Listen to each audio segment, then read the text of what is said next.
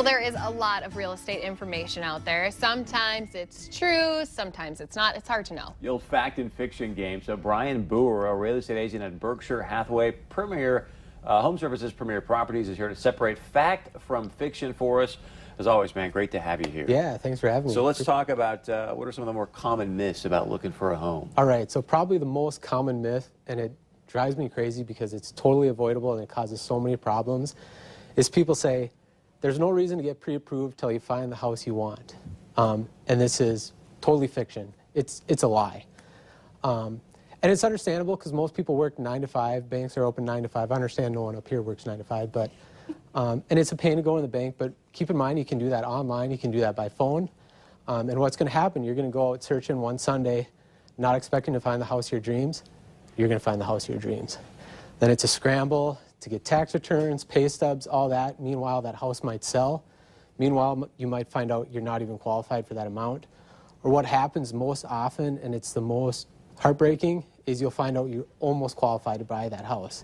And there might be just something little you can fix, something with your credit, or something you just need to pay off and you'd be qualified, and then you know you missed out just because you weren't prepared. Yeah, you got to be prepared when you're going into something this big. So what about when it comes to having a real estate agent help you buy a home?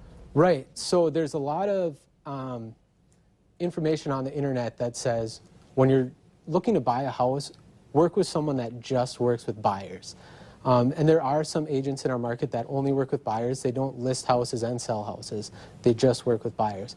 And working with someone like that is good, but there are some huge, huge benefits to working with someone that lists and sells home, you know, like myself or most of our agents, especially when you're in negotiating time.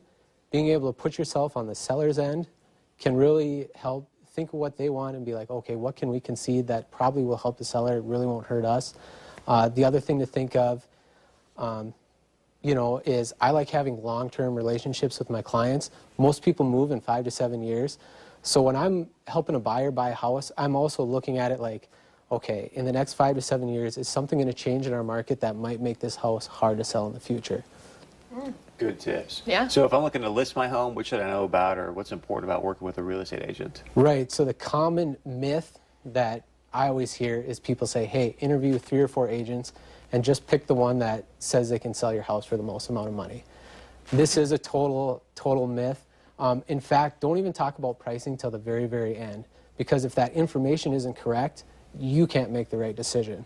So when you're interviewing an agent, you know, look at their experience, look at, you know, their history, have them show you a list of properties that they've sold in the last year, and really look at, you know, how long does it take them to sell them? What percentage of list price to sale price are they getting?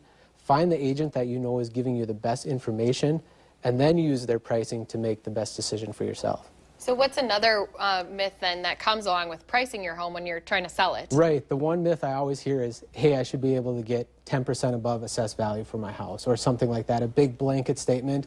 A lot of times those are false. Pricing a house is a little bit of mixture of science and art, and assessors really can only deal on the science end. They're just looking at square footage, bedrooms, bathrooms, locations, but there's some art to pricing. It's hard to quantify, you know, hey, this house has a great view, this one doesn't. This house is gorgeous, this house smells like cat urine. You know, those are things assessors can't take in mind, so trust your agent on stuff like that. Quickly, man, your phone number, how can people get a hold of you? Yeah, 218-850-2004 is my cell number, or Bryan, B-R-Y-A-N, .Buhr, B-U-H-R, at bhhspreproperties.com. Great stuff. Thank you very Bryan. much. Stick around when we come back. We're talking about money and millennials right after this.